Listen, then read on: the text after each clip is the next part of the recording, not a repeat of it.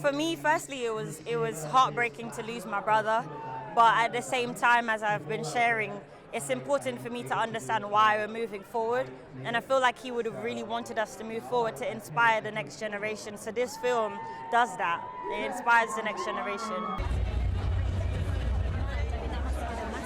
T'Challa was surrounded by powerful women, women with agency, and very specific women, distinct women.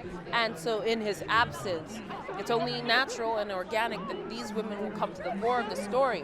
And I think the thing that Wakanda offers us as a concept is that in Wakanda, it is unremarkable for a woman to be powerful. And wouldn't that be nice for the world we live in today? Well, losing Chadwick was, of course, very much something that led us to create the film in this way. It was about honoring him. It was about honoring his legacy and living in something that felt, as he was, authentic, real, truthful, courageous. And the film really just reflects these women that he surrounded himself with as T'Challa, dealing with his loss, moving through it, and figuring out how to carry on.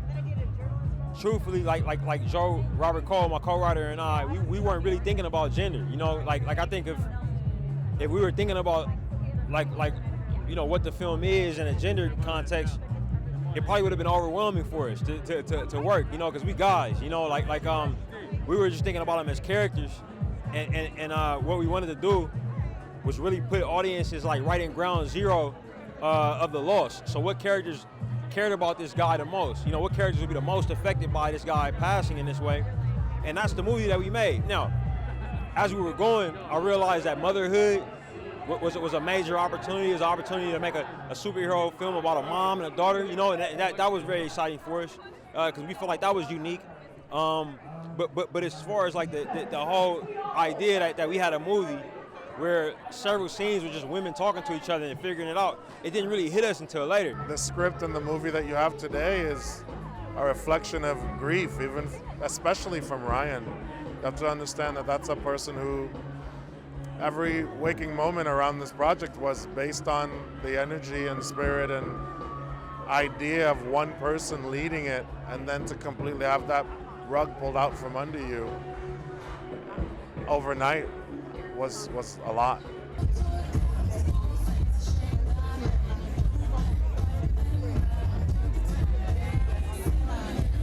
You know, I think that conversation of diversity is always on the table, and this is a great reflection of that.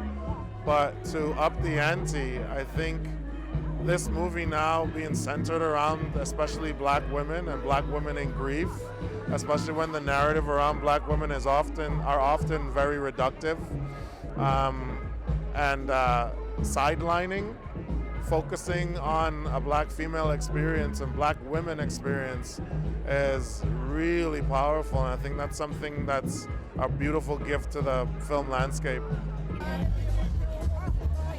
Yeah, I never felt like an outsider, and that's really beautiful. I think it was a complex shoot because they lost their lead, you know.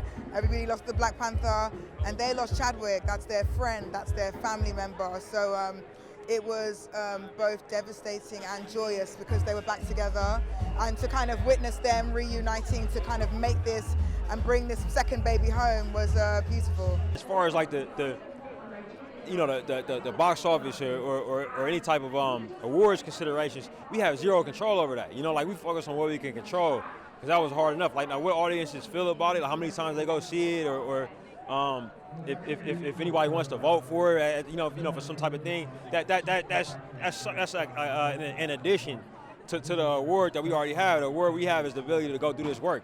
I hope audiences are comforted by this film. I hope they're moved.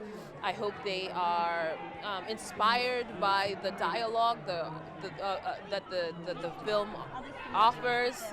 And I hope they have a great time.